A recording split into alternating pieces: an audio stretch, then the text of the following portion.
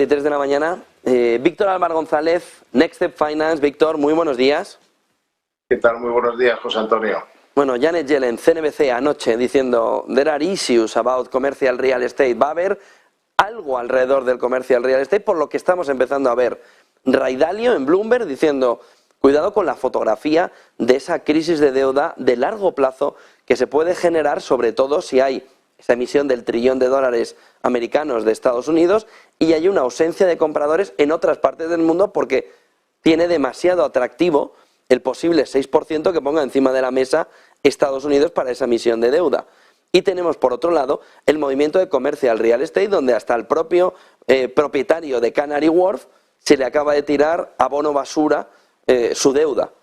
¿Qué es lo que se puede estar generando alrededor de deuda y esa escasez, ese secarse el mercado de deuda en un momento donde la emisión va a ser clave? Bueno, yo sí estoy de acuerdo en que la próxima crisis financiera será de deuda, pero me gustaría matizar, y sobre todo en caso de que me cojáis un titular, diría, pero no creo que vaya a ser ahora. Es decir, la próxima crisis será de deuda porque los gobiernos, todos los gobiernos ahora, con el beneplácito de todos los políticos, lo que hacen frente a los problemas es enterrarlos en una montaña de deuda, es decir, de dinero. Cualquier problema, llámalo X, el que sea, se soluciona, bueno, ellos piensan que se soluciona con dinero y de hecho se soluciona. La economía no tira lo suficiente, pues emites deuda y la calientas a base de meter dinero vía gasto público. Esto lo estamos viendo ahora en Europa a su máximo nivel, en Estados Unidos, como bien dices. Por lo tanto, ¿qué duda cabe? No me atrevo a decir qué duda cabe, en esto siempre cabe la duda, pero tiene todo el aspecto de que la próxima crisis financiera global será de deuda. Pero no va a ser hoy, ni va a ser mañana, ni va a ser en el corto plazo. ¿Por qué? Pues muy sencillo, porque esa complacencia hay una complacencia de los mercados al respecto. Hay gente que lo dice, gente que pensamos que ocurrirá, pero de momento, hace ya tiempo que sabemos que Estados Unidos va a tirar la casa por la ventana para un plan de infraestructuras de $1 trillón, y además no ha sido capaz de frenarlo por la vía, bueno, ha sido básicamente darle la patada a la lata hacia adelante por la vía del techo de deuda.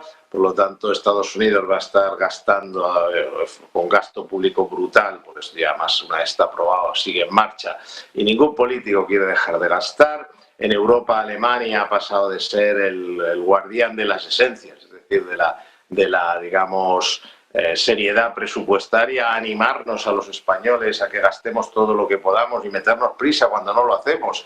Es una cosa increíble y, bueno, pues en ese contexto efectivamente estamos acumulando una amenaza a base de deuda que a nadie preocupa y, bueno, pues desgraciadamente eso acabará mal. Eso sí, hasta que esas cosas se producen pasa cierto tiempo y, en nuestra opinión, aunque la próxima crisis global será de deuda, su origen estará en el exceso de deuda. Lo que también es cierto es que de momento no parece que el mercado, que conoce esto perfectamente, se lo tome demasiado a pecho. Ya veremos, habrá que vigilar, evidentemente, aunque la única ventaja de todo esto es que ese tipo de crisis suele avisar. Recordemos lo que pasó con la crisis del euro. Empezaron a subir las primas de riesgo, etcétera, etcétera. Y eso todavía pues no es el caso. Fotografía también de ese asesoramiento que en este contexto es cada vez asesoramiento independiente, que en este contexto va a comportarse como un elemento fundamental, sobre todo por la complicación que va teniendo. ¿Crees que sois la única empresa de asesoramiento financiero independiente que asesoráis sobre ETF? Creo que sois la única que lo estáis haciendo sobre ETFs. ¿Cómo hacéis para que vuestros clientes saquen partido de estos fondos? Y sobre todo, confírmame, ¿sois la única empresa de asesoramiento independiente financiero que asesoráis sobre ETFs? Yo creo también, hay que decir creo, como lo es supuestamente, pero creo que sí, que a nivel independiente y sobre todo, y en eso ya sí, con total seguridad, accesible a cualquier patrimonio, sí. Es decir, que sea una empresa independiente, porque sí, la gente, entre comillas, asesora sobre ETFs, pero básicamente son intermediarios financieros que los distribuyen. Es decir, no es más que asesorar su trabajo, su negocio, es que la gente compre y venda ETFs, paga un corretaje, una comisión, y bueno, pues ese es el negocio. Entonces, esas entidades más o menos aconsejan a sus clientes. Lo del más o menos se va a acabar, porque con la nueva MiFID yo creo que va a tener que ser más que menos, pero eso es un tema que todavía queda cierto tiempo. Nosotros a día de hoy asesoramos más que menos, es decir, no somos intermediarios, no cobramos comisión de los ETF que cobra la gente, no compramos parte de los corretajes de los distribuidores que la cobran. Y nuestro único papel ante los inversores es ayudarles a elegir los ETF, a saber cómo moverse en ese mundo de eso, que son fondos de inversión. Que con este nombre parece que estamos hablando de futuros y opciones o algo así, pero estamos hablando de unos fondos de inversión que la única diferencia y ventaja, de hecho, es que se compran y venden en minutos, no hace falta esperar 2 días.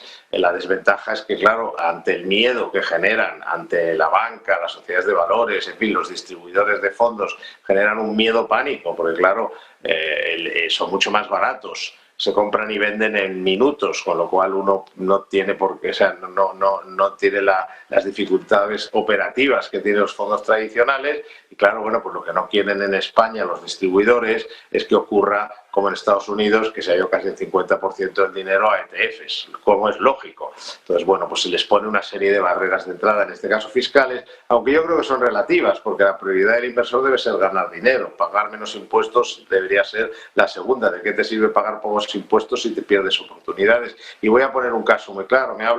Hablamos ahora, por ejemplo, estábamos hablando de la posibilidad de una crisis de deuda que se pueda producir, en nuestra opinión, en el futuro, es decir, no ahora ni a corto plazo, sino a más largo plazo como consecuencia de la locura de gasto en la que se han metido los gobiernos.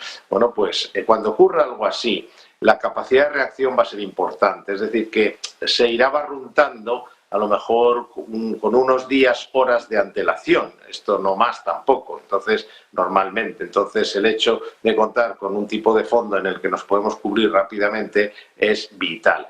Pongo un ejemplo, pongamos que es una crisis de deuda, puede ser otras, pues en caso de crisis de deuda la mejor cobertura que va a existir va a ser un ETF que invierta en oro, y a lo mejor que también uno que invierta en franco suizo, pero seguro en oro.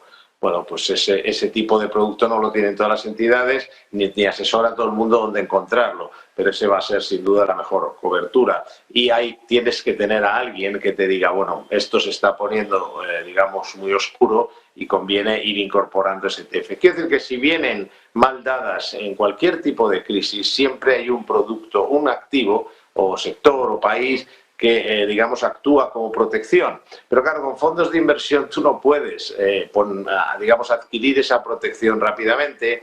Con futuros, es decir, con productos derivados es complicado, no están a la altura de todos los inversores, no los pueden manejar todos los inversores. En cambio, un ETF es como comprar un fondo de inversión, pero que dar la orden y lo tienes en un minuto. En un minuto puedes protegerte ante cualquier crisis utilizando un ETF que suba cuando el activo que está en crisis baja.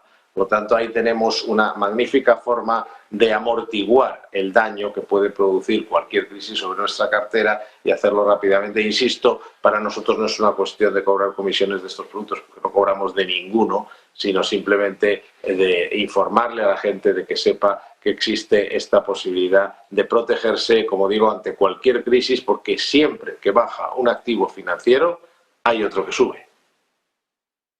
Muchísimas gracias, Víctor Álvar González, Next Step Finance. Buen día, buen negocio.